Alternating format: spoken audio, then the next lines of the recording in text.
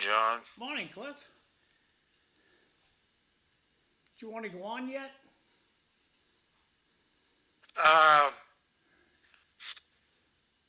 Sure, why not? You're on. Good morning, everyone. Welcome to the Dawn Patrol. I'm Cliff Krieger, your host. John McDonough, our producer, is with us, and we're Zooming today. The reason is everybody else is Zooming.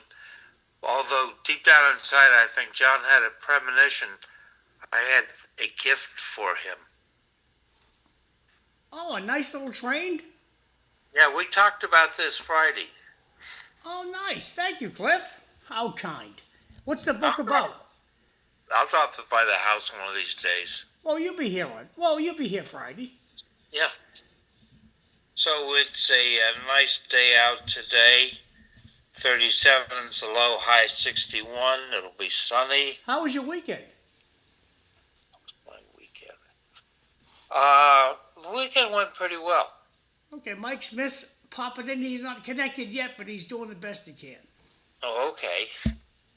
The U.S. national debt is $38.860 trillion. We're inching up on 39.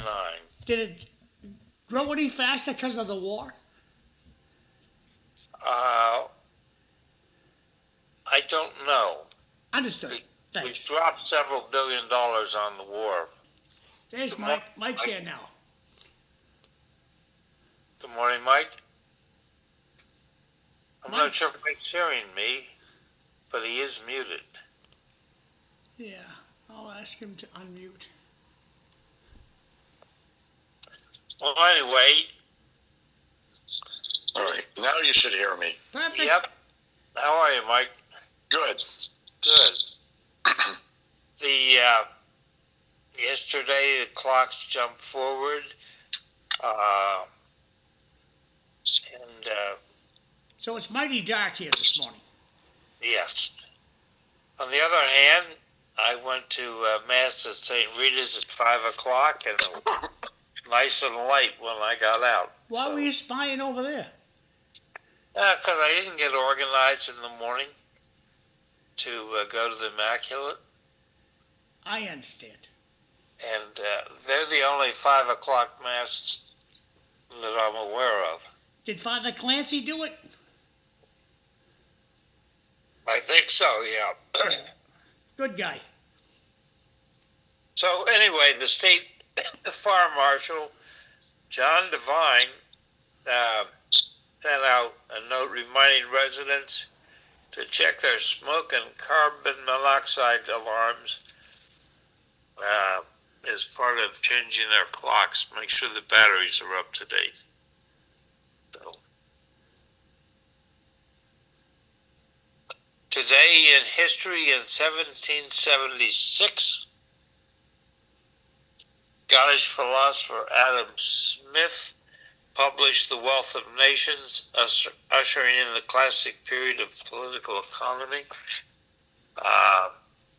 In his book, The Wealth of Nations, he does talk about Britain and its American colonies, and he thought that they'd be better off rid of them.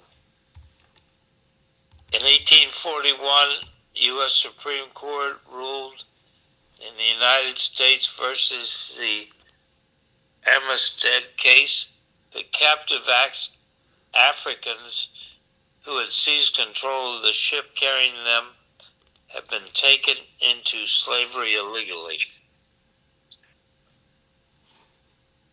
Was that international law, Cliff, or was that U.S. law? U.S. law. Understood. In 1847, during the Mexican-American War, the first large-scale amphibious assault in U.S. history is launched in the seas of Veracruz. We talk about Mexico and the cartels. One of the things we don't talk about with Mexico is that they're having a lot of conflict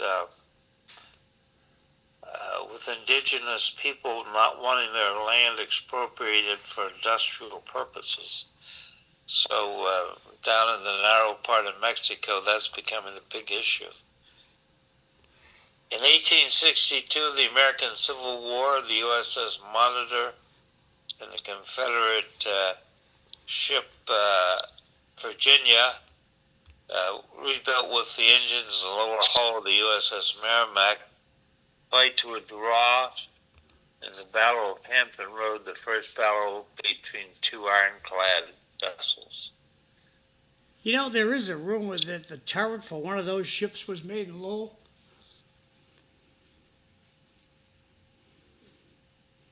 Ah.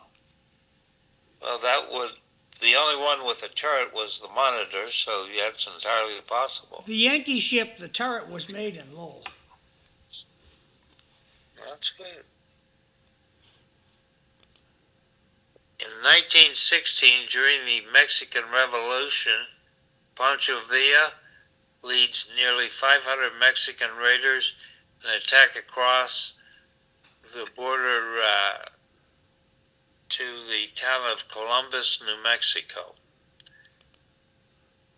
And then jumping up to 1959, the Barbie doll makes its debut at the American International Toy Fair in New York. I don't know, have any of you ever had a Barbie doll? Had plenty of them in my family. Yeah, the girls had them. Yeah. Back in 1451, the birth of Amerigo Vespucius, the Italian cartographer and explorer, the namesake of the Americas, died in 1512. In 1934, Yuri Gagarin, the Russian cosmonaut, first human in space, was born. 1993, C. Northcote Parkinson, English historian and author, was passed away. He wrote up a book called Parkinson's Law, and it was based upon his experience watching the bureaucratization of the British Admiralty, the headquarters for the British Navy.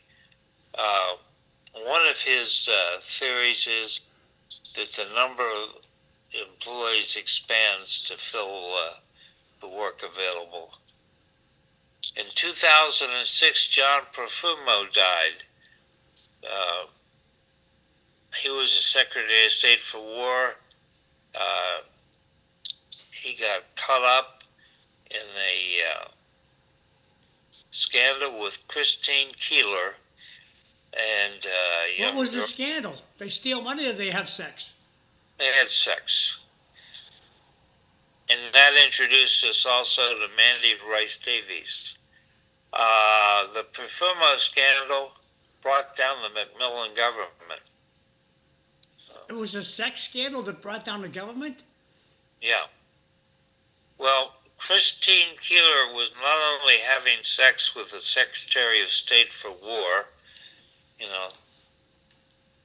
so the Defense Secretary, so to speak. She was also having sex with the naval attaché at the Soviet embassy at the same time. Was she well, I got to get a picture of this gal. So, what year was this? Well, he died in 2006, but I would say the scandal was probably about 1962. All right. And today is Teachers' Day in Lebanon. I mentioned that. What's the gal's name? Christine Keeler. Keeler.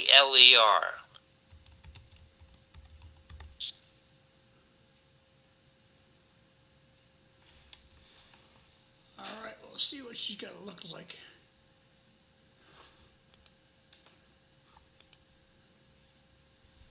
Let's see the potty girl. Yep, she looks like a potty girl.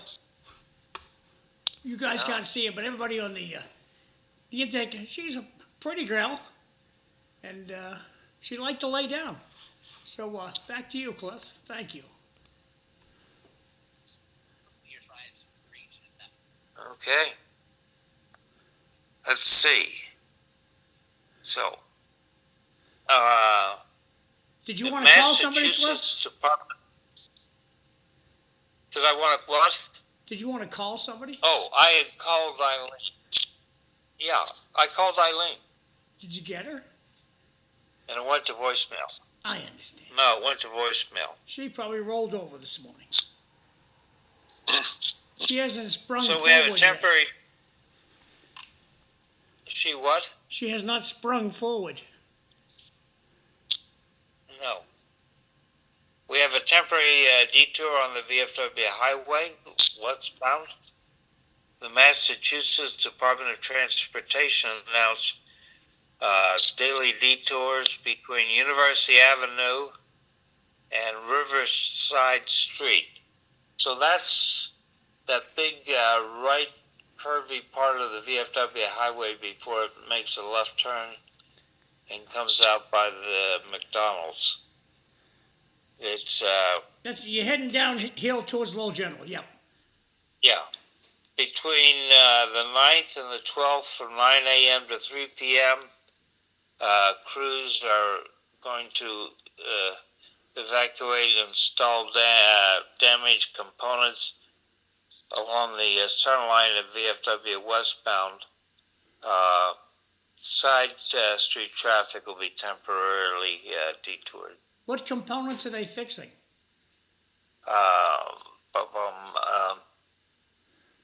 Sewers. They're fixing the sewer and they're calling it components?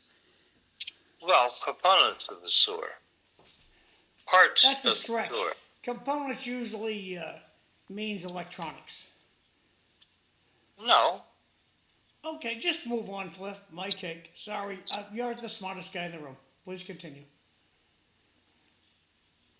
Well, let me ask Mike Smith. Do you think of components as being strictly an electronics thing, or are there components to other things? No, I think it's to other things because, we had, when I worked at Eastman Kodak Company, you would assemble different things. They weren't necessarily all electronics, and you'd have all the components to put it together. For example, like a slide projector, they had the motor, they had the lens, they had, some of the other stuff. It wasn't. Mike, I guess the question is sewer parts. Would you call them components? Sewer parts? Yeah. Well, yeah. I mean, if you look at the strict definition I would of never call them components, components. Sorry, I just would never call them sewer parts. But that's okay. I stand corrected. it depends on where you're coming from, John, on what your background is. So, you could use, a lot of people use the word parts, but I've seen in numerous things the word components used. It reminds me when I go into the car dealer and they go like, you're driving a piece of junk now. If you want to buy this vehicle, now all of a sudden their car's a vehicle, my car's a piece of junk.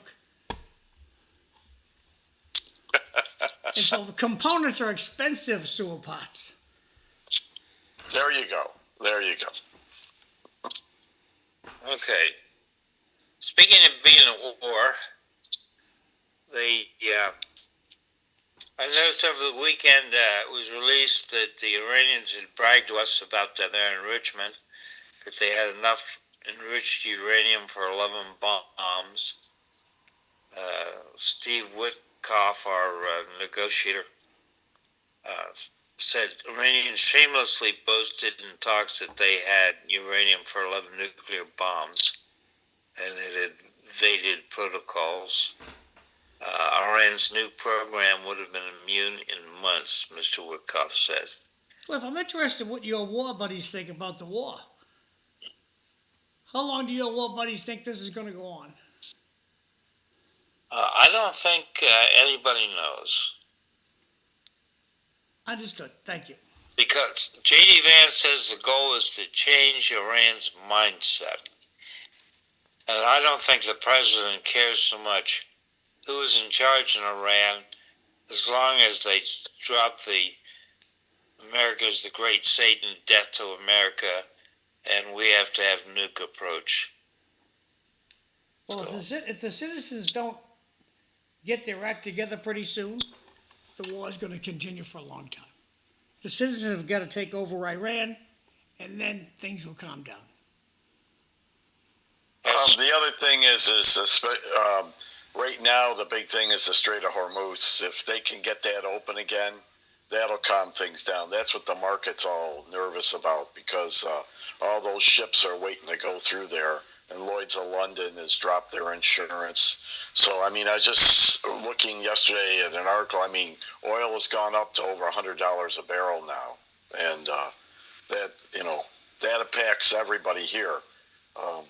The other thing is, people are saying, why is gas going up? This is oil futures that they're talking $100 a barrel. The reason they're going up so much is because the ships have no insurance to go through the Strait of Hormuz or wherever they're going, so nothing's moving.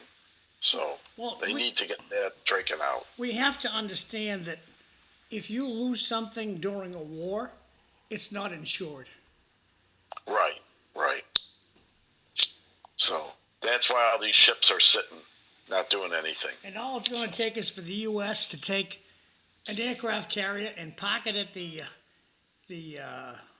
eastern end of the Strait of Hormuz and bring one boat through at a time. Yep. They're working on that from what I can see. If that opens up again, that'll calm everything down as far as that goes. Yep. As far as the price of oil. Agreed. So, the Democrats are opposed to what President Trump is doing, but no war powers resolution passed either house last week. They both failed. Well, Cliff, the Democrats are never going to like what the Republicans are doing. And the Republicans will never like what the Democrats are doing. It's all about our side's got to win. Well, sometimes... When did the Republicans ever go for something the Democrats thought up? How about bombing at Pearl Harbor? All right, I should have said this century. Please continue. Okay, Elizabeth Warren is teaming up with Donald Trump on affordable housing. Affordable housing's never coming. It's a very foggy word. Where can you buy a house for less than $300,000? Oh, you can do it. What you do is you find a used tractor trailer, you take the wheels off the back, and you put a door on it and a toilet in there, and you call that a house. Is that what your house is going to be, Cliff? Well, they were doing printing of houses out in California at $280,000 a piece.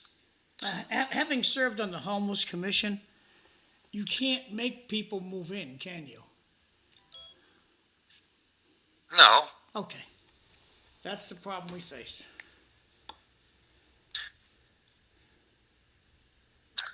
Yeah, but there's a larger issue than just the housing. And when you start to look at that, for instance, people having jobs, the percentage of people having jobs is not as high as it's been in the past.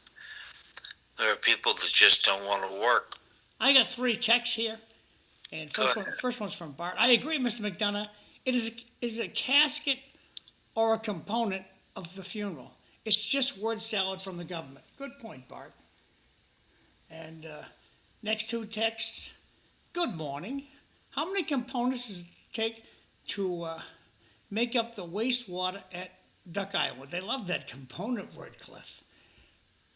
And last text this time is, unfortunately, the timing of the president's bombing of Iran is not a good timing.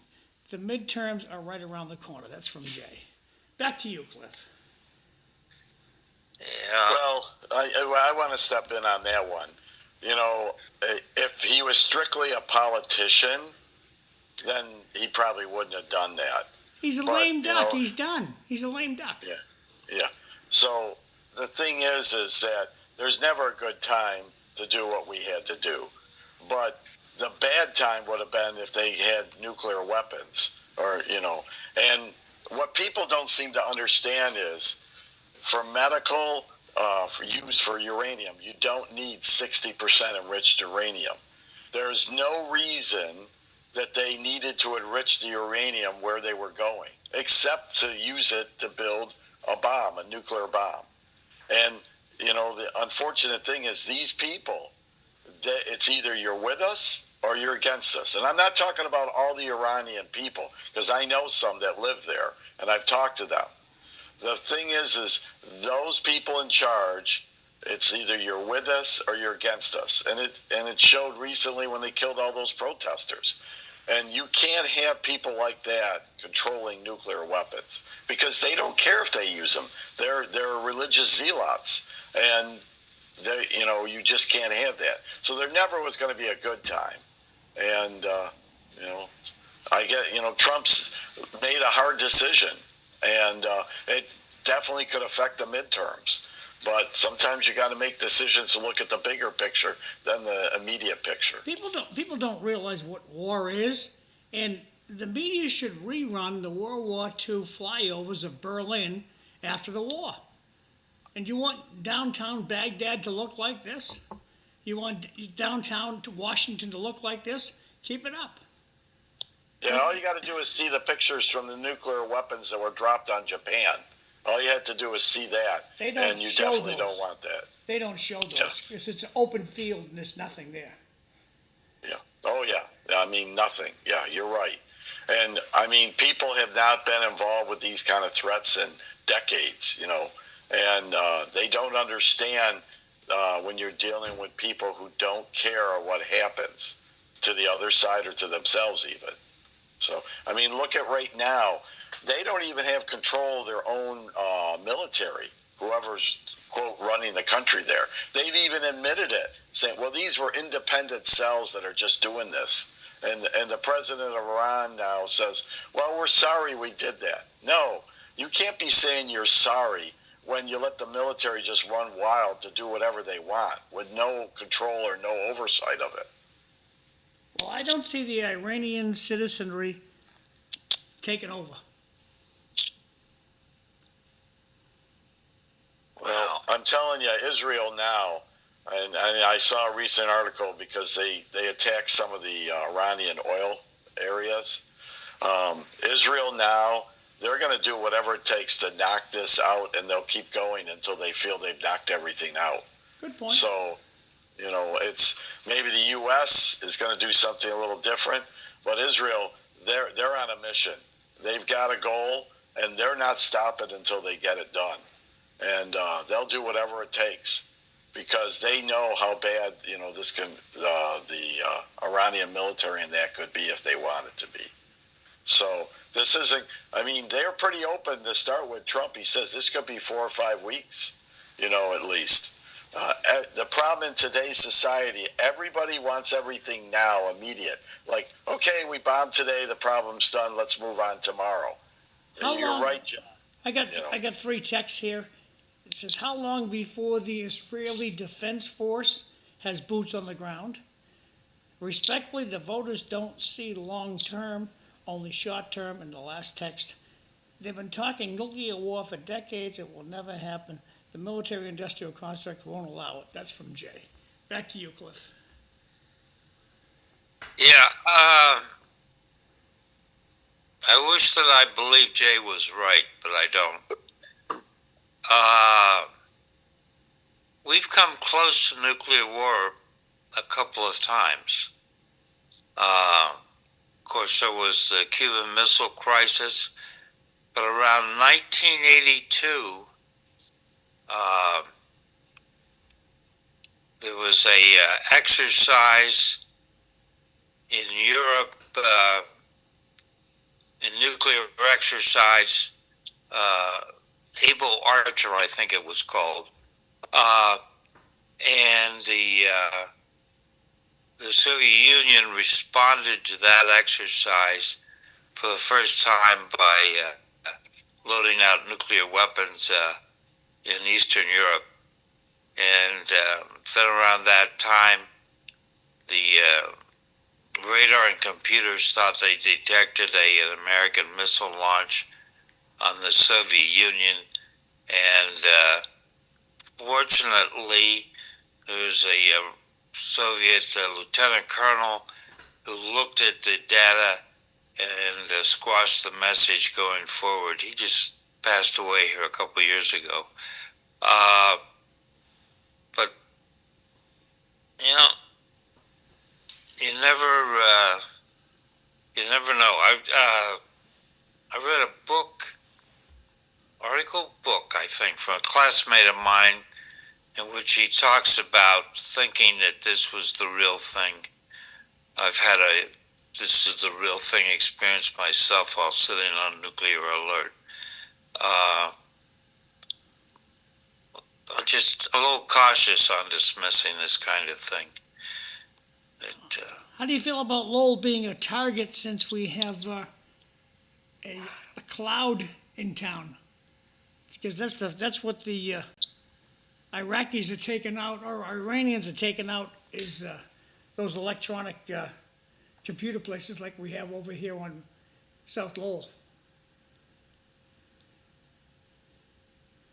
Well, You're talking like an AI center, John? You know, where they're doing... Yeah, we have one of those iClouds. We have one of those clouds at Lowell Data Center. Okay. Yeah. So, I'm sorry, what's your question again, John? How do you feel that we are a target now? Yes. No, I don't think so. I think the Raytheon plants to our southeast are still the big targets. Yeah, I would say, as far as, John, for the AI data centers, they don't need a nuclear weapon to take those out. They could put a virus to get in there, the computer virus. They could do other things without dropping a nuclear weapon on something like that and take them out. What gives a better show of force? Well, it depends on... I'll answer my own question. It's rubble. Well, yeah, that's a picture that people can see. The other thing is, you take out these data centers, or you take these other things out, and you can't use your computer, your phone, other things like that. That affects people immediately also. I understand, but you can say that you've been, your center's down, it has a worm in it, blah, blah, blah, blah, blah. And Right. you think, are they telling the truth or not? But when you see rubble, it's gone. Oh, yeah. On the other hand, if they go in and take down a couple data centers, that's one thing. But if they blow up with a nuclear device, some industrial plant, I think that would result in retaliation in kind, massively.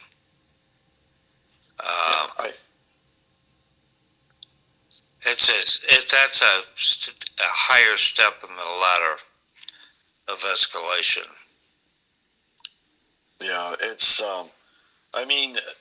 right now, as far as Iran goes, they've, the latest statistics, they're talking, 90% or more that they've taken stuff out. You're never going to get everything out, but basically now Iran has no defense against any of the attacks that are coming that way. And they don't have unlimited missiles and munitions. So, as the Israelis and the U.S. take more and more of any of those depots out, because they're looking for them and they can see stuff. There's the satellite technology they've got now, plus all the, they've got people embedded in the country, the Israelis, they know where stuff is. What they take all this out, there's not going to be too much left of anything. And, as more and more of those military places are taken out, less and less you have that independent attacks, by the military. Something's going to happen one way or the other. Either the Iranians are going to step up and put in a place of government that's not threatening the world every other day, or the Israelis and the U.S. are going to just keep bombing everything. I don't think that we're going to see boots on the ground from the U.S., maybe from Israel. Right now, the Kurds they're talking about the Kurds in northern Iran coming in and doing stuff. So I see that more likely. But I don't think we're going to see boots on the ground from the U.S. I agree. Back to Congress, the Republicans put up a resolution in the House declaring Iran a state sponsor of terror. It passed. There were 53 Democratic votes against. This came from Brian Mast, Republican Florida. 2 Democrats voted president. The resolution said the Islamic Republic of Iran remains the world's largest state sponsor of terrorism and provides substantial financial and military support to groups including Hezbollah, Hamas, and the Houthis. So, California Democrat Letitia Simon, who voted no, claimed the resolution contains inaccuracies and is designed to justify the president's actions in Iran. Our congressman up here, Lori Trahan, voted no. So, yeah, well, all I can say is that if they're smart, the Republicans, they'll use that in their advertising ads. I mean, this is. I saw your article you sent to me, Cliff, about Simon with his reasoning why he said no. But come on, it's just obviously a lot of other Democrats voted, in favor of this resolution. It's not law; it's just a resolution. And the Democrats who voted no target them and go after them, or they felt that they could vote no because they were so secure in their district, there's no way they're going to lose. So that's the only thing I can think of. But it's just it's embarrassing that they had to vote no. I got 3 comments from the audience. How many sleeper cells are on our soil?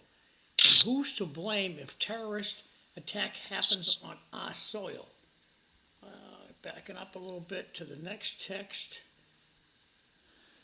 Some people that voted for Trump did so because they thought he was going to end 2 wars. Instead, he started a third. He probably lost those people in the midterms. That's from Bart. And the last one, boots on the ground in Saudi Arabia already. Boots on the ground in Israel already. Why is America okay with this? Back over to you, Cliff. Okay, you want to take that last question, Mike? You got a thought? What, you talking about boots on the ground, or? Yeah. Well, I mean, we already have boots on the ground in some of these countries because we're already got advisors there, like Saudi Arabia, or we have bases in some of them. So to say we got boots on the ground in some of these countries, we've had them there for decades already, some of them. So I just don't see the U.S. sending boots on the ground because there's no reason to do that. At this time, the Israelis are more than willing to have their boots on the ground, go in and do stuff if they need to. And you got the Kurds, as I mentioned earlier, and plus there are opposition cells in Iran where they've already got help from Israel or the U.S. So I just don't see U.S. troops going in there. They're gonna the U.S. is gonna supply the air cover and all the other things. But I just don't see our troops actually going in there like we were in Iraq. The answer to the question, are there sleeper cells? I think the answer to that is yes. And there was a novel about that I'm checking right now. Kurt Schlichter,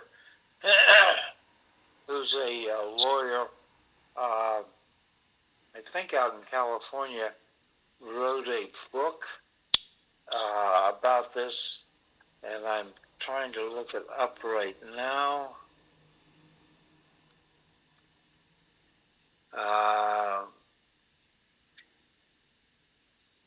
Well, while you're looking that up, Cliff, I can. This thing with the sleeper cells is, yes, there's probably here, and Trump's going to get blamed because he's the current president. You know, as far as Biden goes, letting all the people in, he's out of office. People, I bet you there's people don't even remember he's president now. So Trump will get blamed for it if the sleeper cells attack. Well, at what point do we tell the American public we are at war? Be alert. There are some scoundrels in your neighborhood that want to kill you. Well, they've been doing that already, John, because of the illegal immigrants. They've already been talking about that before Trump even did this in Iran. I mean, you say, be alert. There's people. Let us know. We're coming in the neighborhoods to find these bad people. On the news all the time. There's bad people. There's illegals that have come in, murderers, rapists, child abusers. I mean, that's been on the news. It's been on ads already. I'm sorry, Mike. Maybe Florida news, but not up here, Boston way. Channel 4, 5, 7, 11. They don't protest anything like that. Well, that's because the Democrats control the whole state. I mean, there's no chance a Republican can get elected in Massachusetts. They've made it so that they control everything there, yep. And it's not going to change. If you want to hold public office in Massachusetts, you got to be a Democrat. Yeah, and I mean, we're not talking state level. We're talking even in a local village. There may be possibly some isolated places in Massachusetts, a Republican maybe on a school board or something like that, possibly. But as far as anything else, state level and above, there's no chance of a Republican ever. And that if you want to see what our country would look like if the Democrats controlled the country, controlled everything, you look at Massachusetts and you'll see what it would look like. And that's unfortunate. I understand. Cliff's looking something up. He is. So, Mike, what'd you do over the weekend? Do anything interesting? Yesterday we finished up we had our bocce banquet. We had over 100 people, 110 people there, and gave out the awards, the end of the season awards. Gave out different door prizes. We go to businesses and local businesses, and they donate gift certificates that we hand out as door prizes.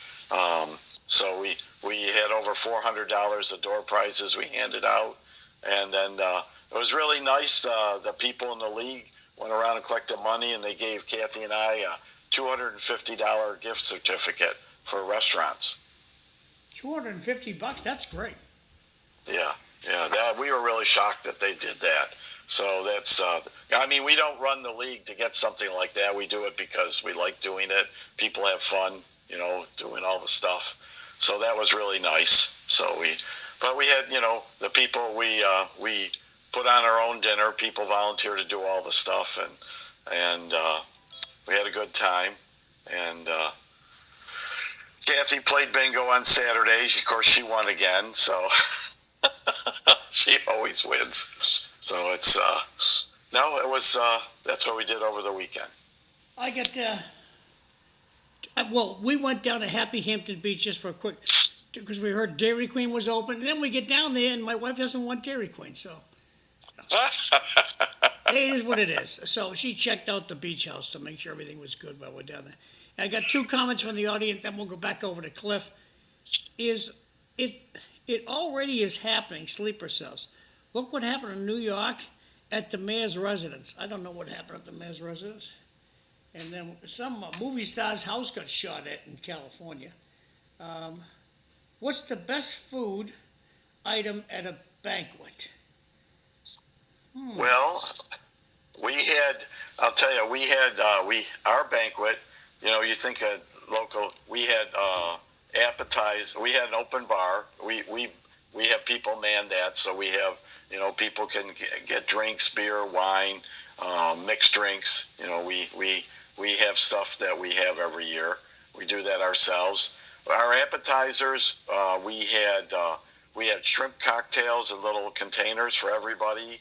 We had deviled eggs. We had fruit, cheese platters, those little cocktail wieners, so,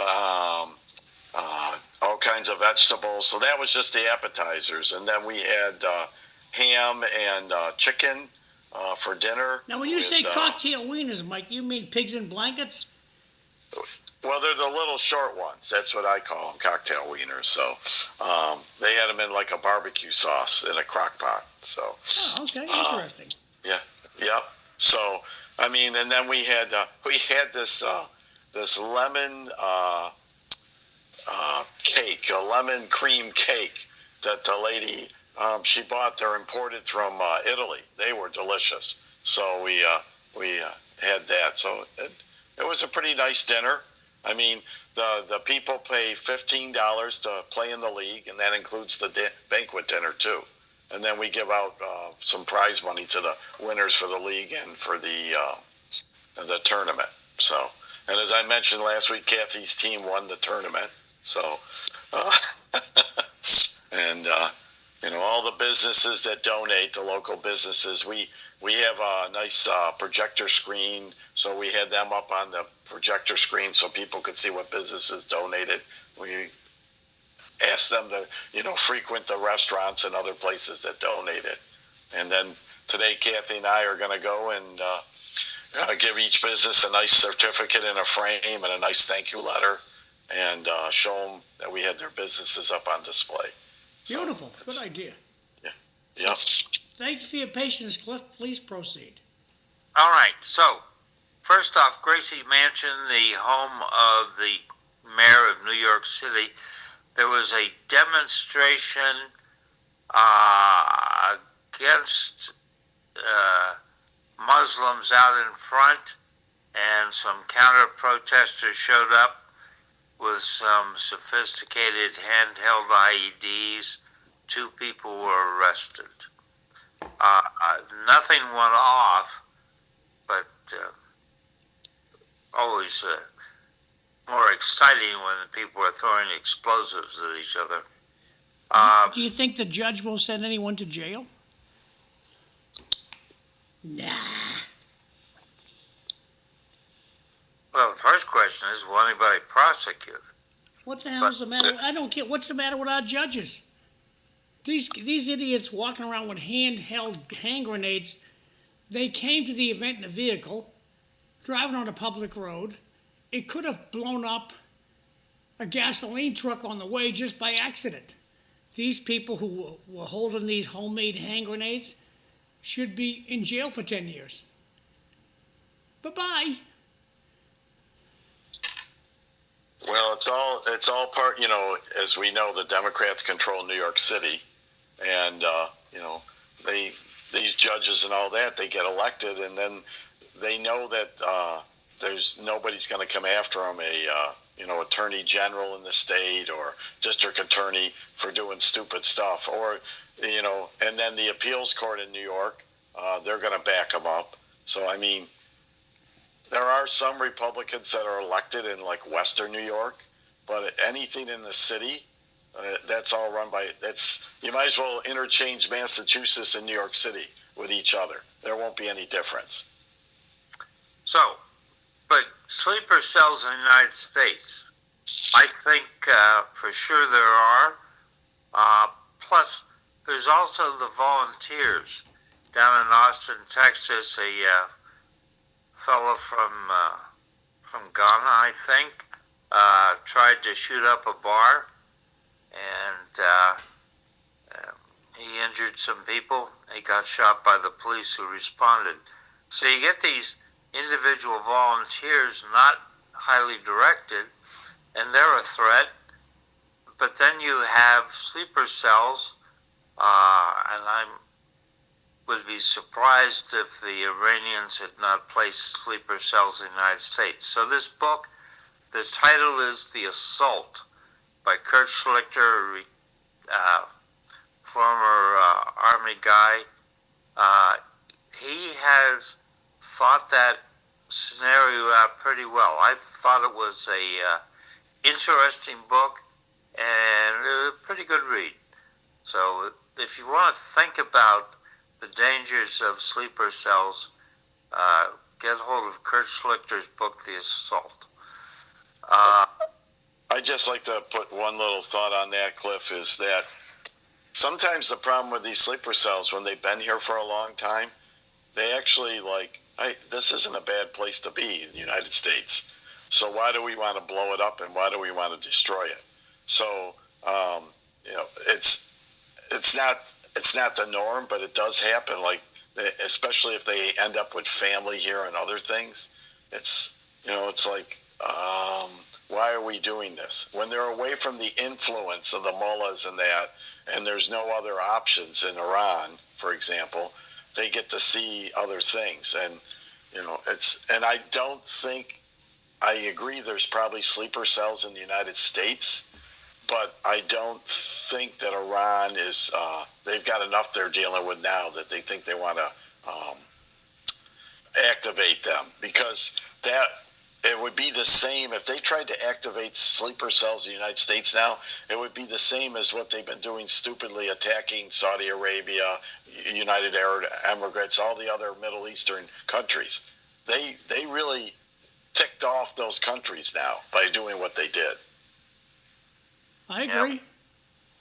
So, the Iranian Assembly of Experts, an 88-member body, picked Mojtaba Khomeini as the successor to his father. So we have a new leader in Iran. He's closely tied to the IRGC, the military outfit that runs Iran. I don't know if he's going to make 35 days, but right now he's the one to negotiate with. For President Trump, his view is that he just wants to make the nuclear threat go away. I don't know if this is the man to cut the deal. Well, we'll find out soon, because if he's not alive in 35 days, that'll send a message he's not the man. That's true. And I guarantee that, they can try to hide, but from what I'm seeing with the Israelis and all the other technology we've got, and there's people in Iran who don't like the clerics anyways, if we were able to get all the other people, we can get him if we want. So I encourage people to watch the movie called Independence Day, just to the point where the acting President of the United States meets up with the alien, and he's having a conversation with the alien, and he says to the alien, we can work with you, we can study each other, we want to have peace with you. What can we do to make this happen? And the alien stands up to the microphone and says, die. Yep.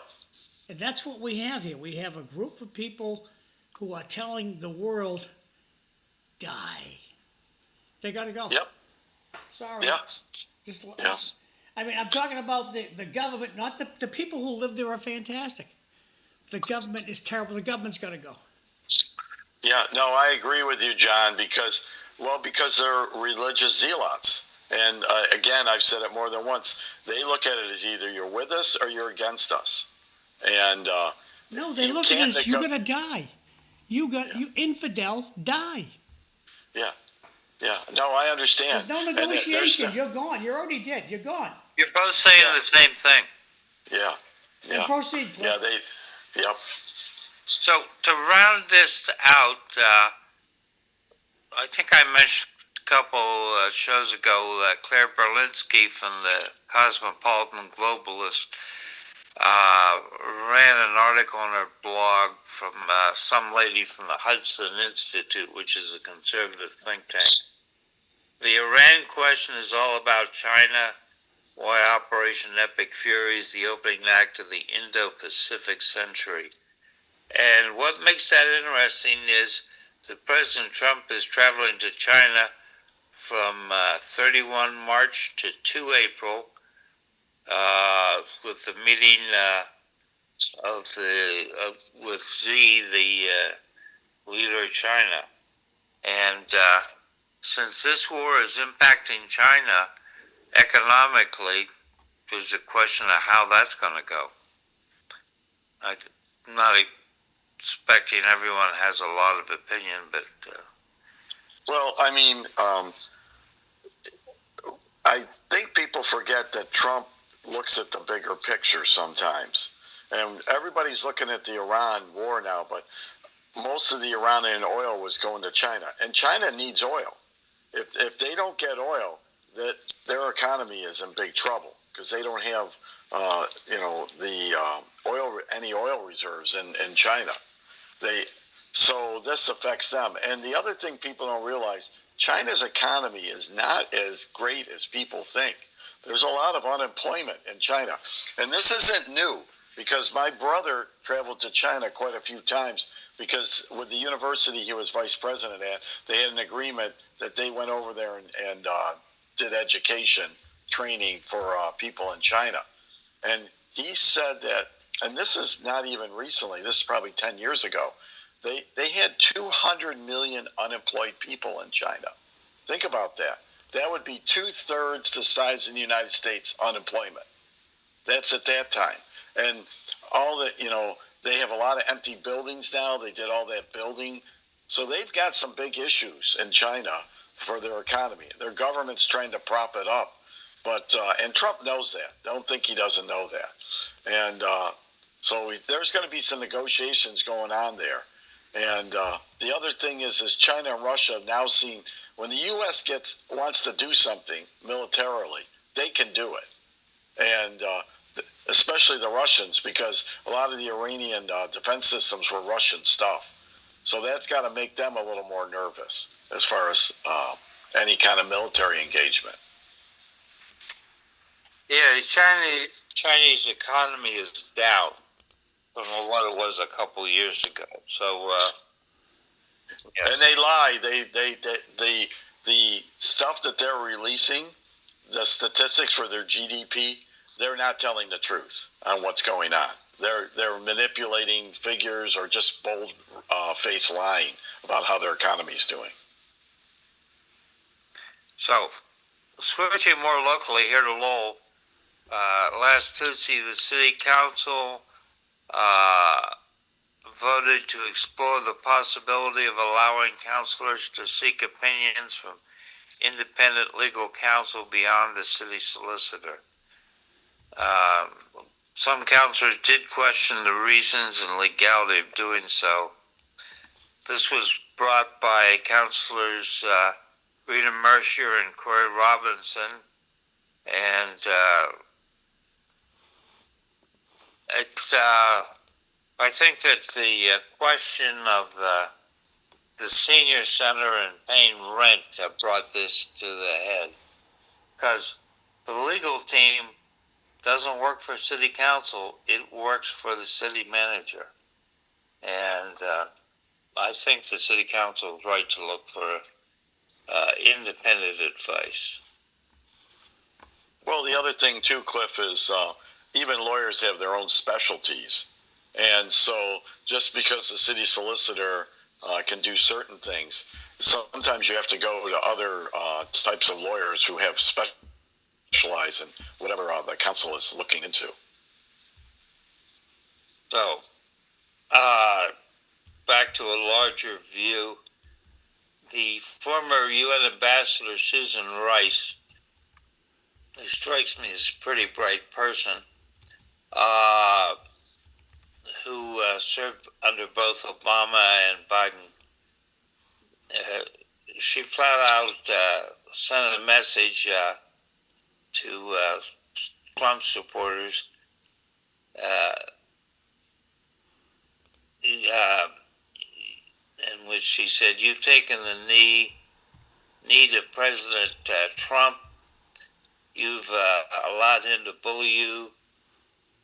She says, and we're not going to forget that you did that, and you better have your documents ready, because when we come back into power, we're going to,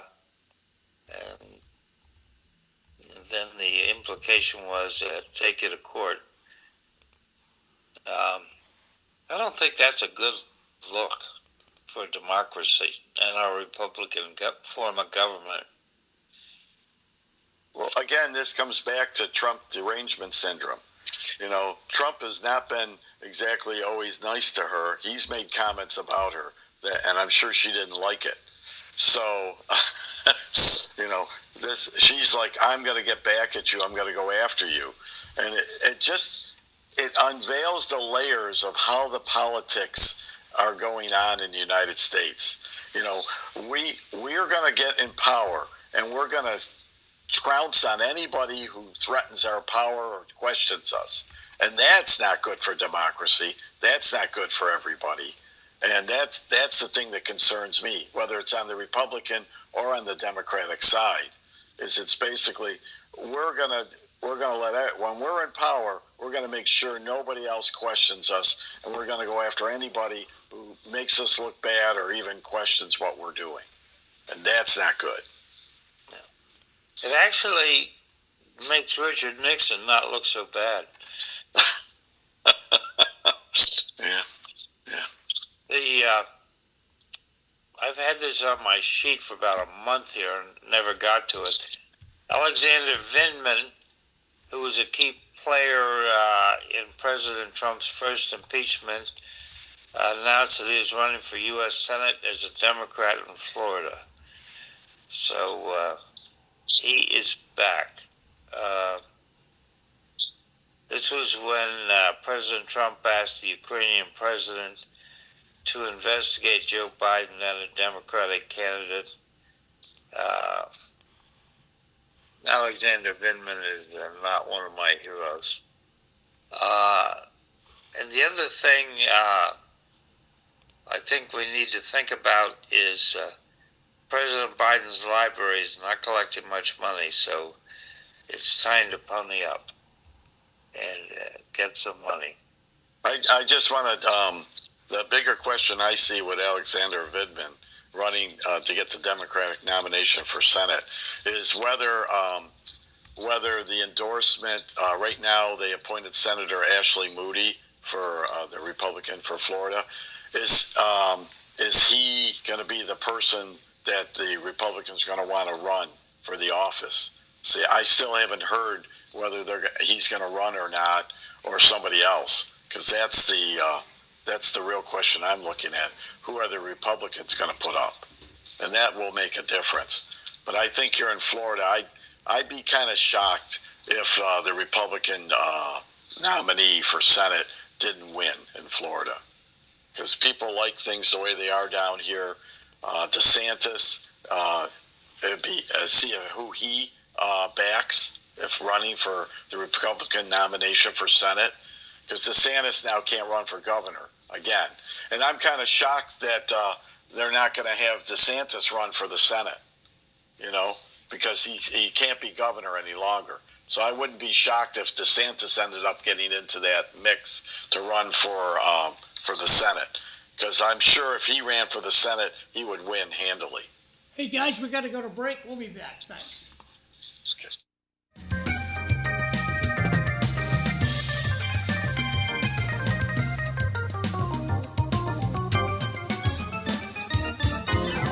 Okay, Cliff, you want to go back? You want to get a coffee? You want to go?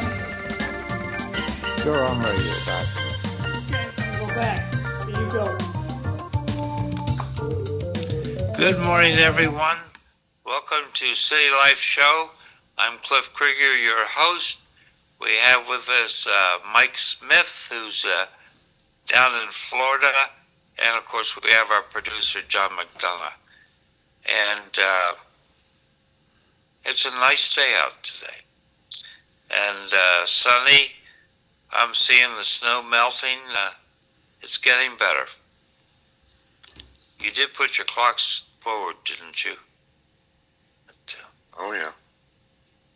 I got some text here, Cliff. Go ahead. So let me lean into the text.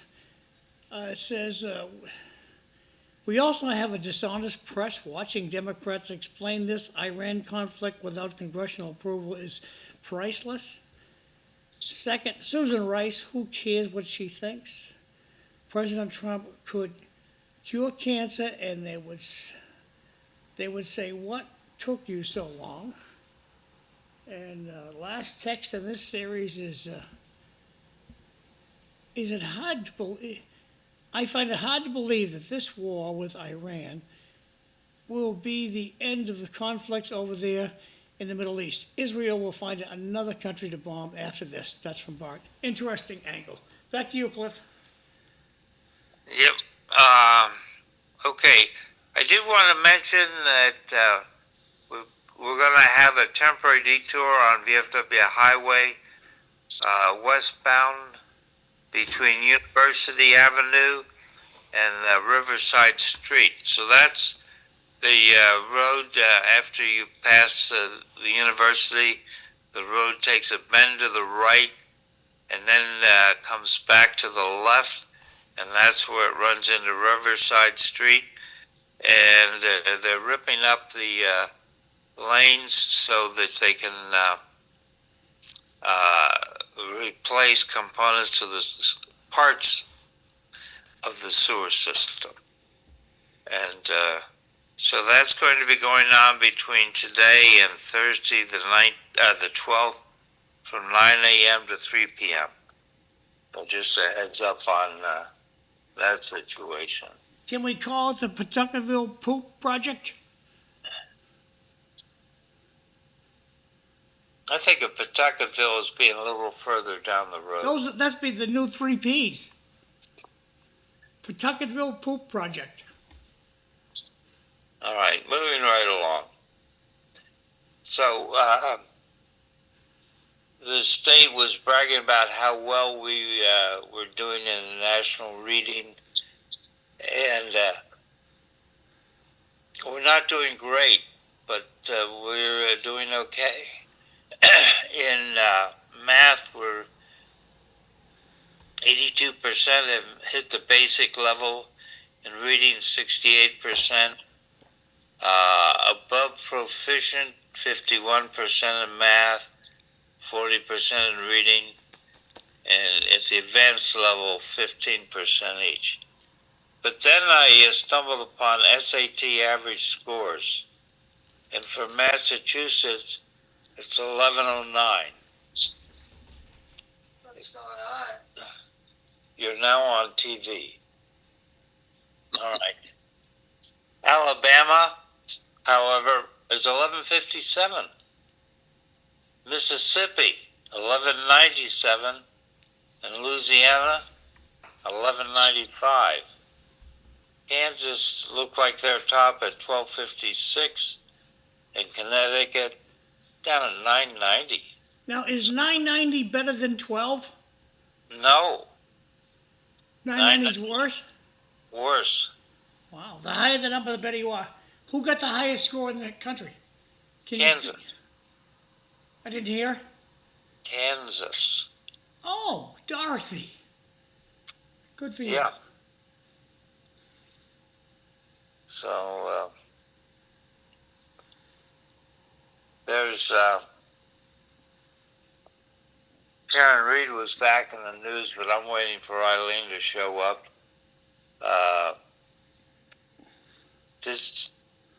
Yesterday was the kickoff of the 43rd Annual Irish Culture Week in Lowell.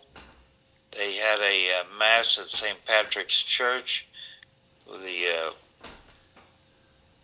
Boston Diocese Archbishop came up and said mass. And so there'll be activities going on through the week. But it's not just Irish Culture Week in Lowell in the United States, it's Women's History Month. A celebration of women's contribution to history, culture, societies. And so that runs from March 1st through March 31st. And yesterday was International Women's Day. So,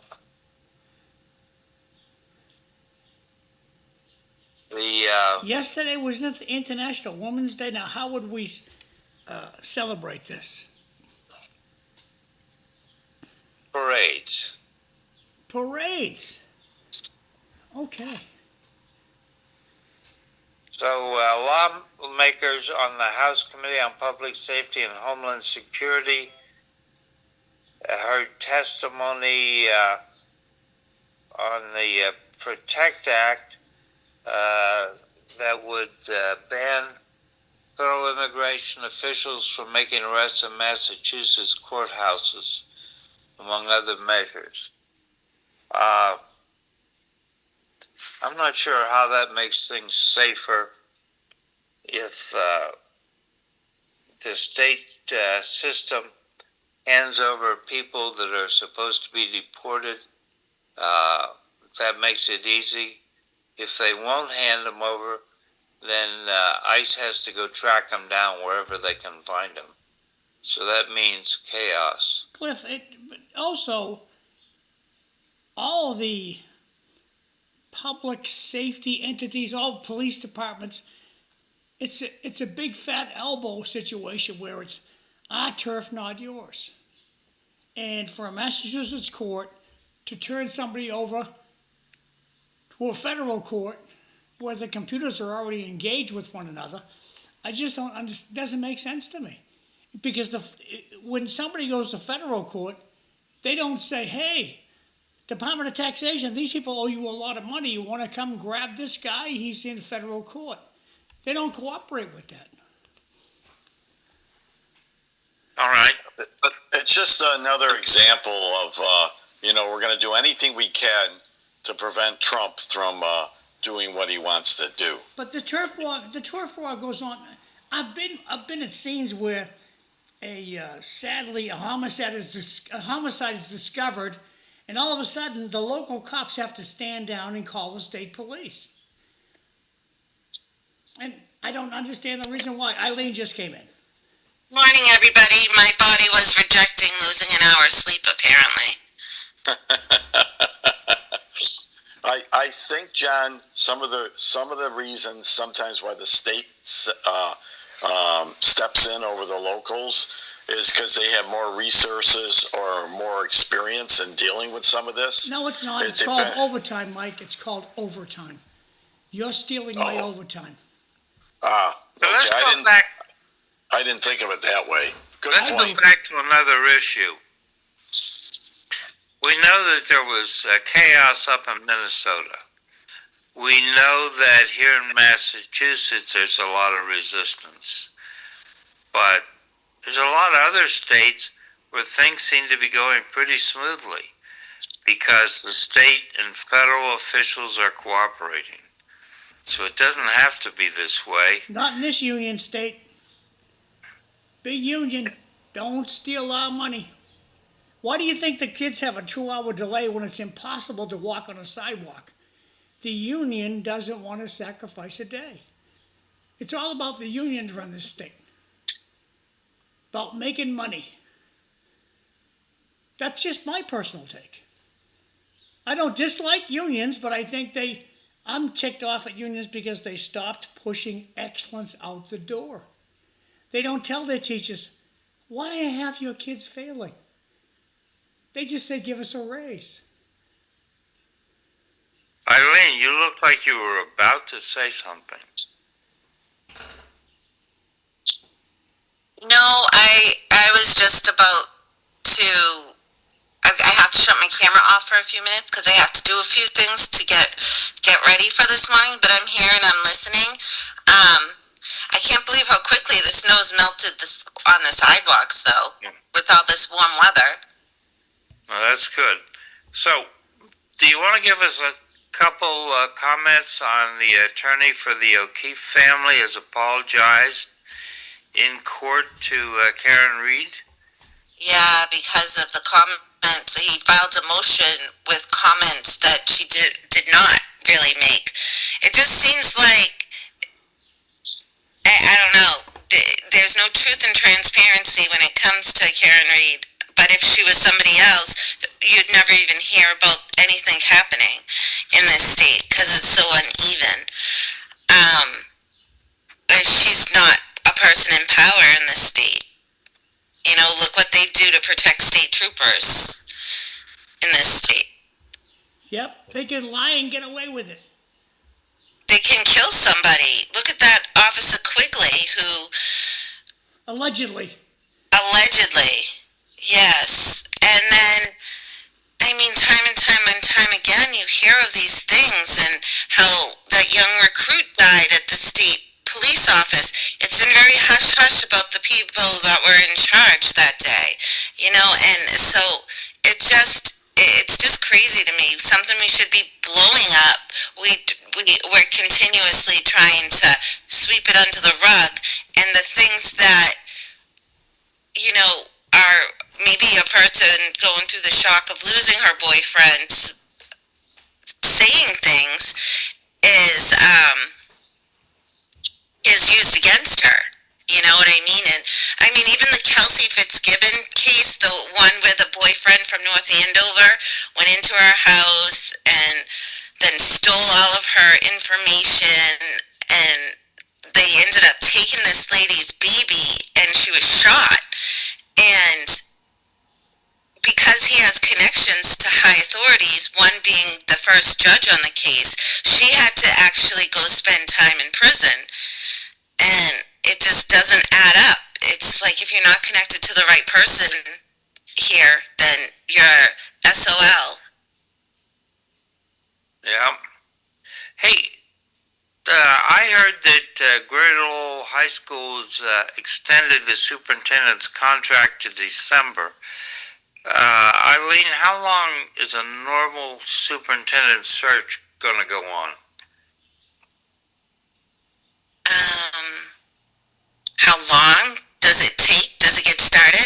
Well, I think they first have to start filing with the MSAC, the Massachusetts School Association of School Committees, and then they get things rolling and it posted. But I want to say it takes like 6 months to a year to really get into it and get the applications in and the interviews and then final interviews and so forth. So, they're going to have to buckle down here by the end of June. Right? So. Was the superintendent just leaving? Because everything I've heard is she's really great. Yeah. Oh, yeah, I'm not sure why they just extended it to December. Maybe because of that exact reason, Cliff.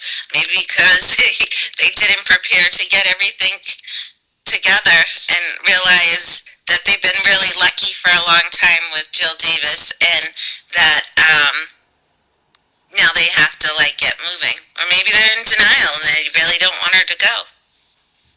Well, she does seem to be doing a good job. But okie doke. So you're going to go blind for a couple of minutes. I'm going to go blind for a few moments, yes. When John gets back, I've got a question on dyslexia for you. All right. What was the newspaper article today? It was in the newspaper? Yeah. What was it about? Reading. And the fact that, here's John now. Well, So, Tattletale, what did you... Now, you see, when I'm out of the room, Cliff, especially during the second hour, Yeah. the word police are out there. Yeah. So why did you brag I was out of the room? No, I was complaining because I wanted to talk about that the state mandates screening children for dyslexia in the from kindergarten up to about third grade, and they're going to try and stiffen the reporting requirements because they think that schools aren't doing this. But dyslexia is correlated with not learning to read. I suspect I had dyslexia, which held me back at my reading. Did you have dyslexia, John, do you think? Negative. I had laziness. Oh, okay. I think that there should be a test for reading. I mean, they could say, let's test for dyslexia. No, let's have a test for reading. Well, that's essentially what it is today. Like, that's how they decipher it. If a student is not being successful with reading, and then they request them for an evaluation.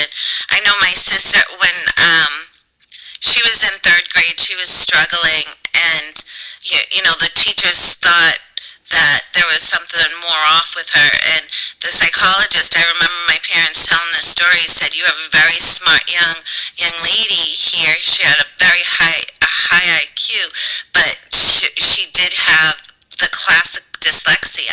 The other thing is they don't call it dyslexia anymore. They call it a specific learning disability, so it's harder to even qualify for that.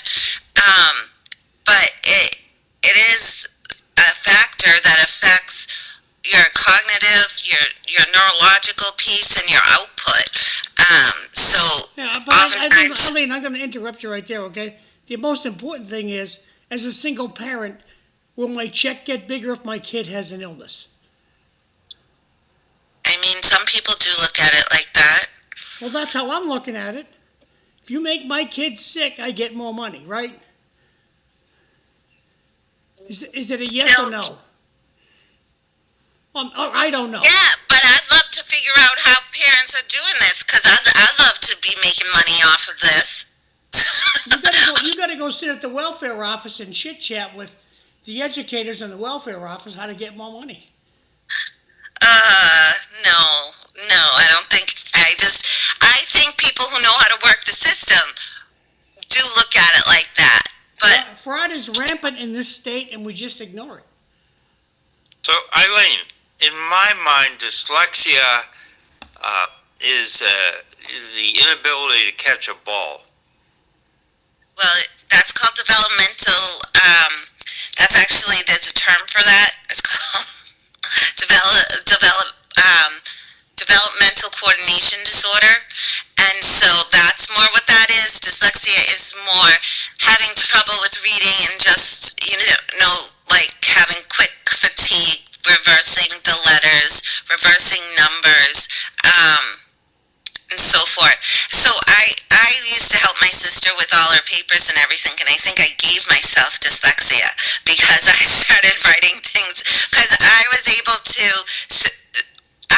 know what she was writing, even though it wasn't 100%, and so my ability to transfer her information and knowing how she learned and so forth, I think because I still transcribe numbers wrong. So there's dysgraphia too, which is like dyslexia with the numbers.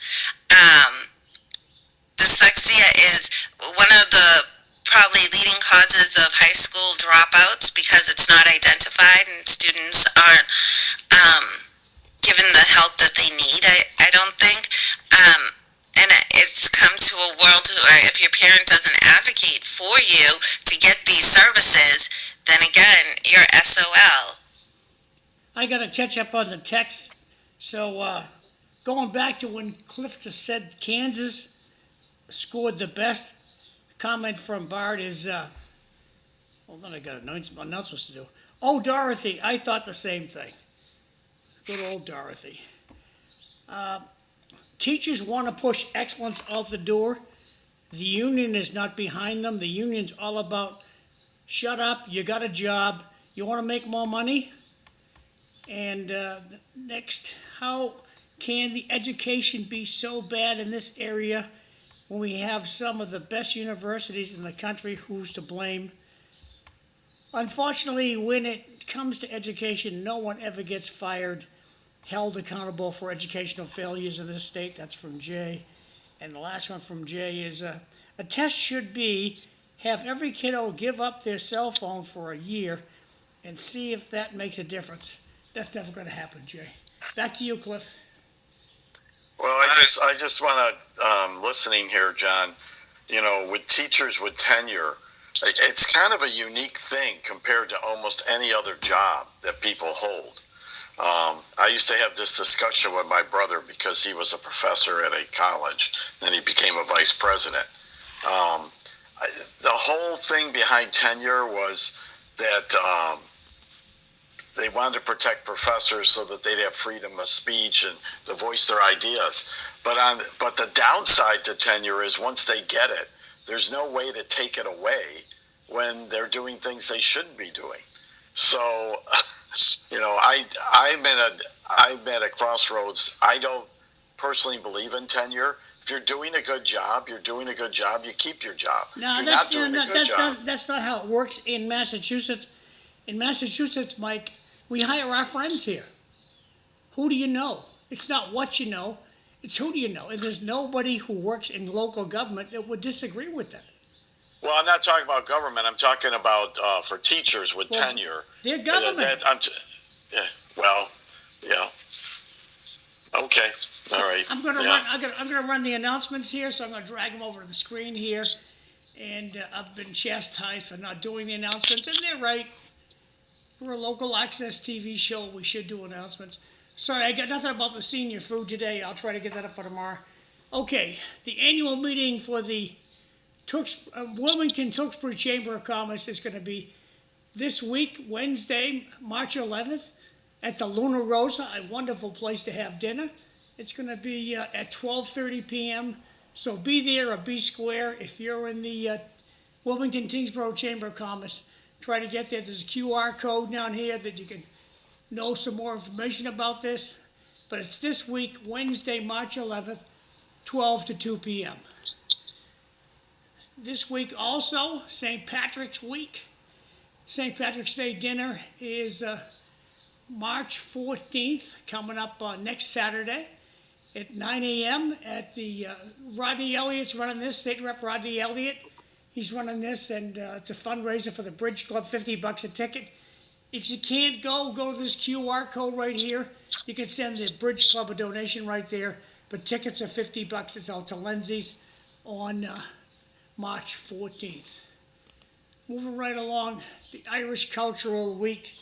This is what's going on there. So if you're interested in the Irish Cultural Week, there's something happening tomorrow, March 10th. Over the weekend, they had a parade, and they had a lot of good festivities already happened. But starting tomorrow, the 10th, the little Irish trivia night at Owen and Ollie's restaurant and pub. And there's take your fancy phone out of your pocket, take a picture of this slide. And if you're interested, there's plenty of things to go to. Out in Tingsboro, next Tuesday, the Shamrock Dinner. I've been to this a couple of times in my lifetime. It's absolutely delicious place to go. The Guy Constantine Shamrock Dinner, Tuesday, March 17th, 2026, 4 to 8 p.m. All tickets sold at the door. If you're an old buck like me and Cliff, it's only $6. So go hungry. That's all I'm going to tell you. Don't eat the day before. Go hungry as you can be. It's a multitude of food. Unbelievable. At the Tingsboro Sportsman Club, 90 Westford Road, out in Tingsboro. Daffodil Day. Daffodil Day is March 19th at Lowell General Hospital. $10 a bunch, $12 for a potted daffodil. So just mark your calendar for the Daffodil Day at Lowell General Hospital, 9 to 4 p.m. The Tewksbury 9/11 Memorial Fundraiser. Never forget, please join Tewksbury 9/11 Committee and help raise funds to preserve our memorial. It's going to be Thursday, March 26th at the Wamisit Lanes, 434 Main Street in Tewksbury. For questions, you can call our friend Mark Kratman. That's his email and his cell phone number. Good guy, Mark. The Grand Courthouse down the street here, the corner of Elm and Gorham. It's going to have an absolute auction. 65,000 square feet, Middlesex Superior Courthouse. and a surface lot of 2.44 acres. I guess they're selling a lot of good stuff over there. They're going to have a walkthrough Thursday, March 18th, 2 to 4 p.m., and again on Tuesday, March 24th, 11 to 1 p.m. Sorry. And the auction is going to be April 3rd at 3 p.m. So take your fancy phone out of your pocket, take a picture of this slide. Let me see if I can blow this puppy up a little bit. Hit plus. There you go. That's better. So take a picture of this slide here, and DCAM bidder pre-qualifications process prior to your auction. So you better call, if you want to bid on this project, call this 800 number to find out that you're qualified. You got the, you're wearing the right hat that day. Moving right along, Taste of the Town. Wilmington Tewksbury Chamber of Commerce is having a Taste of the Town at the Hilton Garden Inn in Tewksbury. I went to this last year, and they have all these tables set up of all these restaurants.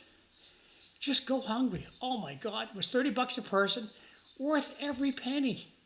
You could have Italian, they had steak, they had all kinds of great stuff from all these restaurants. Good time to be had, and it's going to be April 9th, 5 to 8 p.m. at the Hilton Garden Inn in Tewksbury. That's used to be it's the hotel across from the Cracker Barrel on Andover Street. It's called 4 Highwood Drive, and always a good time. Very tasty event. And the last announcement, this is more of a same slide about Irish Cultural Week, what's going on, and nothing happening today, but Tuesday we're going to have a little Irish Trivia Night at Owen and Always. Back over to Cliff. Thank you, Cliff. Okie dokie. So,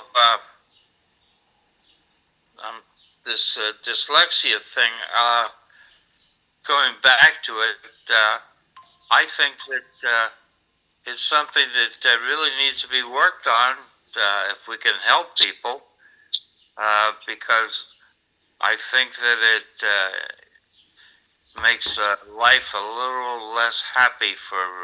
Cliff, why aren't you for a reading test? I'm not against a reading test, but... Isn't that what we're after here, a reading test? Well, I would say we're after the larger issue of dyslexia, part of which is reading. And there are other things that need to be worked on besides reading. But I think there are other things to be worked on besides dyslexia. Well, that's true. I think all would be discovered with a reading test. Well, I don't know. And maybe Eileen can tell us about that. Eileen? I don't think they're going to ask us. Well, that looks much prettier. She's working on beautification. It's definitely worth it. Look awesome. Thanks.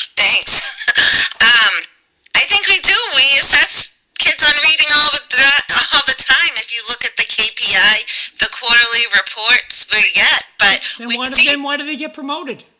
We're feeling, and everyone's like, we're still improving, and so our standards have not raised. Well, why do we say push them along if they can't read? Oh, we're doing a little bit better. All these kids who can't read, push them along. Why do we do that? I don't know. There needs to be some type of intervention if a student's that low. Like the schools, there are some schools that are more concerning than other schools, and it's a lot. I mean, it's just like, oh, we're still doing better. We're going up this percent or that percent, but we still don't have high expectations. You know, I mean, what happens in the classroom day to day is intense. Like when you say I'm more concerned about other things, John, like behavior maybe, and how there's no respect for our staff. You know, that's a result of so much being swept under the rug over time, you know, and then to get to a reading test, a dyslexia test, and if there are screeners out there, then why aren't we just putting our funding into that instead of these computer screens that are testing the kids on reading. So it's not that we don't assess them, we do assess all the time, and we're just passing it all along. Well, Eileen, with the school department, and, thank God for your courage for coming on here and taking these tough questions, that if inspection stickers should be just thrown away like they did in New Hampshire. Throw them away. We don't care if you have bald tires. We don't care if you only have 3 tires. You can drive your car in New Hampshire with 3 tires. In Massachusetts, nobody stays back. 18 grand per student, and the union just says nobody stays back. That's our solution to this problem. It's not costing the state any more money because we're educating these kids. Whether they take the education or not is not our fault. It's the child's fault. I got to tell you, it's your fault, administration. You shouldn't pass these kids. But let's bring the parents in on this. One parent. Is there any information on the importance of parents reading to their children and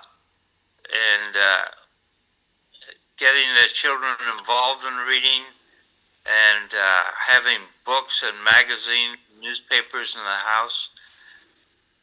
Well, Cliff, that's an important factor. Frankly, Cliff, who's making my kid go to school, the law or me? You. No, the law. No, you could keep the kid home and teach the kid at home. I'm not going to teach the kid at home. Anyway. That was actually, we actually had the homeschool study of how many parents are now taking their students out of school for homeschool at last week's school committee meeting, and that number is on the rise itself. Well, I think we have to drag the union heads to the table and say, look, you guys have got to push excellence out the door with your members. It's not just having a job, it's doing the job and pushing the excellence out the door. Being married to a school teacher, they want to do a fantastic job. But they're told nobody can stay back. And their principal tells them that. All right. So it all has to do with numbers too. I mean, they don't want their school to look bad, so they push students through. And the other bigger picture that I don't think we brought up yet today is you got parents coming in and saying, well, my kid, you got to push him through. I don't want my kid to fail. I don't want him. But, in the bigger picture, you are helping your kid to fail because he's not learning. And then you got parents that have been on the system, so they're like, hey, I'm getting by, so he'll get by too. Him or her will get by. So it's an attitude. Like you're talking about parents reading at home, Cliff. Well, if it's a single parent and that parent is working 2 jobs, when do they have time to read at home with their kid? So it's not a simple answer. It's you got to look at the bigger picture, on how can we support them. I've suggested before, and I know it's a government thing. I would suggest before for kids who need help that you have a school day instead of getting from 8 to 3. They stay there to 5, go home for dinner, and then you have people there that are actually reading or working with the kids so that they get more help because they're not going to get it at home. But again, it's a government program. We know how those go. But that would be something more productive than the kid leaving school and going home and hanging out in the neighborhood or watching TV, playing video games. They would be getting an education to learn how to read, which will help them advance. Mike, I got a text here that is pointed to you. I got 2 texts. I'm going to first read the one to Mike. Maybe Mike can answer the question, why in Canada is a guy called Guy, and in America the guy is called Guy? I can answer that. That's because in Canada you have a lot of French Canadians, so especially out of Montreal, Quebec. So they pronounce it in the French. That's how the French pronounce it, instead of how the Americans pronounce it. Okay, next text, and it's the last one I have in this group. The strongest union of the big three is fire, police, and teachers. Is the teachers' union? They can use the kids as props and get their contract agreement. Look at the firemen put the fire out. It isn't like they leave it smoldering until they get more money. The firemen push excellence out the door every time. The cops, they quell the disturbance. They stop the disturbance. It goes away when the cops go home. It's peace. It's peacefulness. And when the teachers go home, their union says, all your kids passed, whether you like it or not. That comes from union heads. Back over to Cliff. So, Eileen, I posed a question to you about what role do parents play in children learning to read. Do we have any information on that? Well, I think it's huge. I don't think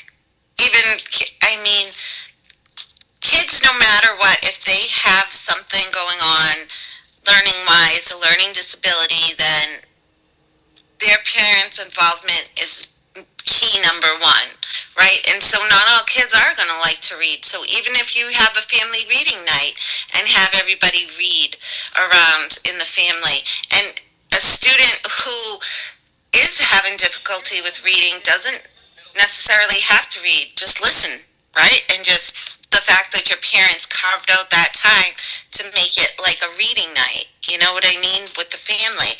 And yeah, so I would say it's pretty huge no matter what. It has to be shown that it's respected within the family and that it is a time, it's an important time throughout the day to dedicate some time to reading. So even if they hate reading, they know it's important in their family. They know that their family is stressing this.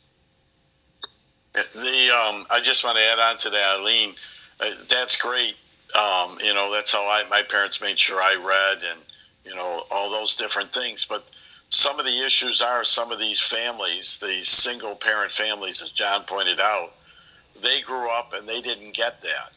So now they're working maybe 2 jobs, and they don't know how to do that with their kids. So that just perpetuates the situation to another generation. So I think that if we could get the parents to understand that, and I'm not saying that's easy, then maybe that more reading time would come in. But there's no simple solution to this, but it's going to continue. If you're passing kids on, they're not going to know enough to break that cycle. And that's why more and more people are starting to homeschool, and because they're desperate, nothing's improving, or they're trying to put them at a private school if they can, where it's emphasized more. Mike, I think the homeschooling is all over bullying. Oh, it could be, but I mean, but I'm going to use the example like my grandson. My son lives in New Zealand. They have a public school system, so this is not unique to the United States. I'm going to tell you that it's not unique. But I asked my son, why are you putting my grandson into a private Catholic school? He says, because the public schools here are crap. That was his exact words, But Mike, when you make time, like yesteryear, I would say 10 years ago, I'm across the street from a place called the Rogers School. It's the STEM Academy, and the atmosphere over there is much better now than it was 10 years ago. 10 years ago, I'd take a walk through the hallway, and all you hear was a lot of racket coming from every single classroom, not a lot of teaching going on. Now you walk down the corridor, and you can hear a pin drop. Just teaching's going on. When we have good administrators, let's keep them and train other administrators, principals, to keep peacefulness under their roof. Well, I agree with you through Eileen's comments earlier. Eileen's comments, I'm sorry, Eileen, that the teachers, the situation in their classrooms, if the kids are disrupting the classroom and they can't teach, then everybody suffers. And I agree with you, John, that falls on the administration. if they clamp down and get after the parents and the kids to not tolerate that behavior, things change. And I don't know why we can't get administrators to back up the teachers on that, because if you have a disruptive classroom, then everybody suffers. So, John, how did you describe homeschooling? One word you used? Much of the homeschooling is over bullying. Yeah. So I would like to suggest that the solution is that the money follows the children.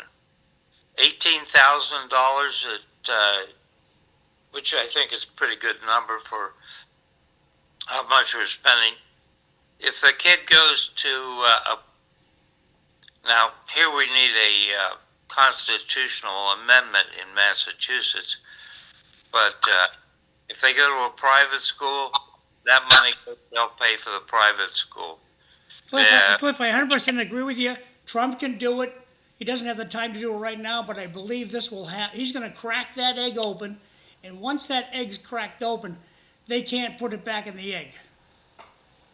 Well, that's the reason that's being fought so much, because the unions. They would lose all their leverage and power. It would give the power back to the parents of the kids. Do you think that the unions, that Trump cares about the unions? No, he does not. That's why I say it's going to happen. Yeah. I think Trump cares about unions as a whole, but I think he might care more about the education than the unions in this case. Yeah, I think it's overall, with like you talk about the police union and the firemen's union, I understand that, that's more concrete. But with the teachers unions, and I think, to be quite honest, a lot of teachers would be happy if things changed. They're in the union because you got to be in the union. If you're you're not going to keep a job, you're not going to be, you got to pay your union dues. You want to teach, you want to work at that school. But I think a lot of teachers, a few I've talked to that I know, they would be happy that things would get better, instead of just passing kids on. I haven't heard of too many teachers that I've talked to that want to pass kids on that aren't meeting the standards. So, but they're, Like from the they get-go, I've have a always said job. the teachers don't want to promote these kids. They're told by the administration, all of your children passed. Well, the teachers don't want to promote the kids, but they're told if you want your job, you need to pass them along. Exactly. Yeah. It's administration. It's administration in the union. Well, the administration, on top of it, is if they've got bad passing rates, low, test rates, then the administrators are looking at, I may not have a job. So and the solution isn't passing the kids on. The solution is having a better classroom environment and getting the parents involved more. Whatever programs you can do. Maybe you could even get a lot of parents are willing to volunteer time. You might even be able to set up a program where, because they have to be vetted as volunteers, but offer maybe starting out one day a week. The kids are able to stay and they can help tutor them, for something like that. I used to Kodak had a program when I worked there, and they would let you go for like 4 hours, one day a week, to go into the schools. We were in the city, and you could go in there and help tutor the kids. I mean, that was a business that was willing to pay the employees so that they could help the education system better. Two little points here. First, there's been a fatal accident on Andover Street, out Tewksbury Way. So if you motor through the city or through the town using Andover Street, you got to find a different way, because there's a fatal accident out there that's going to shut down that street all morning until noontime. I got two texts here. The individual plays a big part. There are a good amount of single-parent families that have to educate children. Next text, the educational system in America has been failing for decades. Just look at how they introduced transgender bathrooms and men and women playing in women's sports. And I just got another one in. Why not introduce AI just thinking of saving money? Okay, back to you, Cliff, thanks. Okay, I wanted to go to a slightly different way. I saw the headline that said, "What's going on with kids today with their wild, out-of-control abstinence and crazy teetotaling?" And apparently sex and booze consumption are down among the young. In 1991, half of all high school students, 54.1%, were sexually active. By 2017, it was just 39.5%. And this person said,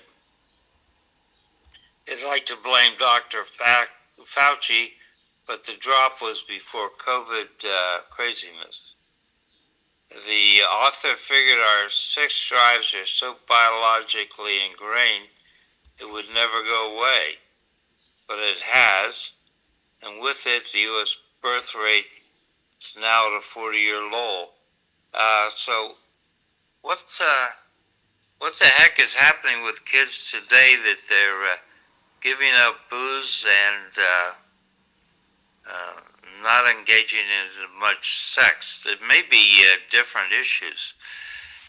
Eileen, do you have a thought on this? Video games? Video games? Restate the question, Cliff. Yeah, why are kids less interested in associating with other kids in a sexual manner? And you think it's because they're hooked on video games? The internet, it's a whole new world of things for kids to get obsessed with.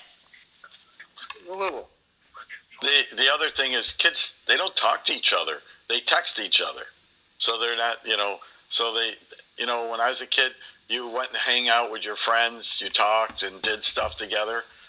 Like Eileen says, they're on the internet, they text, face-to-face communication. It's kind of hard to start having some kind of sexual relations when you're not even around the other people. So I saw that with my nieces and nephews even 7, 8, 10 years ago. We'd be there for a family gathering. They're sitting in the same room and they're texting each other. They're not even talking to each other about stuff. Yeah, I'm sorry. Go ahead, Eileen. No, go ahead. I was going to say, and they do have sexual relations, and they do those things. They just swipe right or left on Tinder or Hinge, and so they don't even know how to have relational, being in love type of sex. They just made it one and done with all of these new apps that are out there too. Meanwhile, over in Japan, people are looking to legally marry an app. They're falling in love with a computer-generated person on an app, and they now want to be legally married to them. This is Japan. Well, some of it's economic too, because if you're engaging in sex and and somebody gets pregnant and you're staying with that person, the financial burden is tremendous. And it's in Japan, people are working longer. The women used to be women were getting married earlier. Now a lot of women are working over there, and they've got careers, and they're not interested in getting married or having kids. I got some text I'm going to read to you guys. And the first one says, when parents coddle and give their kids everything, how do we expect them to learn and be active in society? There've always been helicopter parents out there. Great show today, Cliff, scoring another triple-double points, assists, rebounds. That's from Bart. Another text. Also, when you have kids that have blue hair and 25 nose piercings, it's not attractive. And while I have your attention, I'm going to put this on the screen for tomorrow's show. We got Bobby Hoey's going to be here, Francisco Maldonado, Tommy Bomo's off, getting richer and richer every day, and Lowell City Councilor Sean McDonough is going to be here too. Time is shot, Cliff. Thank you. I thought Sean McDonough has left teaching at Lowell High School because, not because he doesn't get any money from being a city councilor, but because he's precluded from voting on topics that might brush up against the high school. Did you run into that on the school committee, that when you were teaching here in Lowell, that you were prevented from voting, Eileen? Yeah, so I quit my job because of being on the school committee when I was elected, because everything would have been precluded. And you don't have to, but why run for like a committee seat if you can't vote on everything, right? And so that's kind of like, didn't realize, because I know he went to state ethics and so forth. I don't think he realized all, like the majority of the city funding comes from Chapter 74. Ah. So. Yeah, and so there's so much he can't vote on because it has to do with the schools. So, I got a bunch of texts here, Cliff, on Facebook. My Facebook window, I can't look at it when I have Zoom up, so I'm going to read them quickly. These are all from Sherry O'Connor Barboza. This is an insane, putting this icon, the family. My mother worked overtime and I went to daycare and I'm reading just fine. We have parents that don't read English. Homeschooling is a lot about bullying. I pulled my daughter out for this, but I pulled my son out from the public by the time of second grade because the classroom was crazy. He excelled in private, then went public in the 8th grade. Continuing on, it says, we also have children with special needs that should not be mainstreamed. But, okay, continuing. Kids are focusing on themselves more, and they have their own needs. They are also on move antidepressants, meds which kill sex drive. Fred Wilkie says hello. And back over to you, Cliff. Thanks. Those are all my texts. Sorry, Sherry. The window for Facebook, I couldn't see it behind Zoom. That I hadn't thought about drugs depressing the sex drive as a factor. Maybe that impacts the drinking also, since drinking's down. But apparently drinking's down in China. I saw an article that showed that apparently booze has been banned from big government-connected dinners and parties, and it's also down amongst the younger population. Well, when you're drinking a lot, you tend your inhibitions go away. You might say stuff you normally wouldn't say. So, I mean, I can see maybe that's why China's doing that. They don't want, maybe people aren't happy with the government and then they start saying stuff, so they don't want that, as far as that goes. But hey, before I forget, for the national days today, here's the contrast for today. Today, again, is National Barbie Day, because that's when she came out, and it's also National Meatball Day. So there's a contrast for today. All right. So Eileen, did you see that it's Teachers' Day in Lebanon?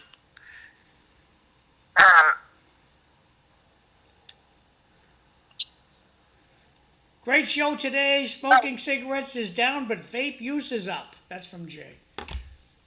Jay Well, likes the doom and gloom.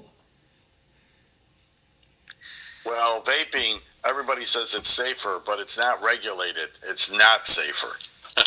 Well, it makes the individual think, I be cool, and you not be cool. Yeah, okay. It's all bad. right. Shouldn't This be is for Eileen. Did you see, Eileen, some on the political right of the tennis court are pushing the meme of the awful, affluent white female urban liberals? Is this a new categorization we should be thinking about? What do you think, Eileen? I don't know. And I didn't know it was National Teachers Day today in Lebanon. I mean, isn't these awful what we see on the TV clips of anti-ICE demonstrations in Minneapolis?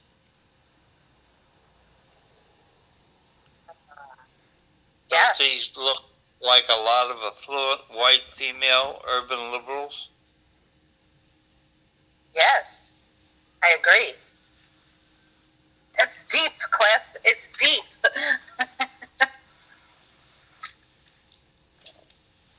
We just lost an hour's sleep.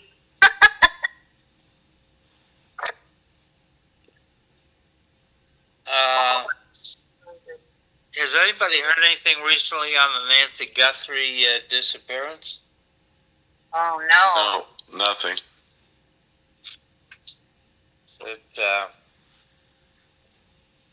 Susanna Guthrie's offered $1 million? Isn't she going back to work? Yes. Yes, she did come back to work already, I believe. Okay. So, Mike, are you reading any book? Not right now, but I read a lot of articles on different things, and that's what I do. I'm not a big book reader, but I read a lot of articles on different things to keep up. Is Kathy a reader? Not really. She does a lot. She'll read, she'll look at different articles, not like I do, but she's more of the social director for posting all the stuff on Facebook, though. So. Cliff, I don't read.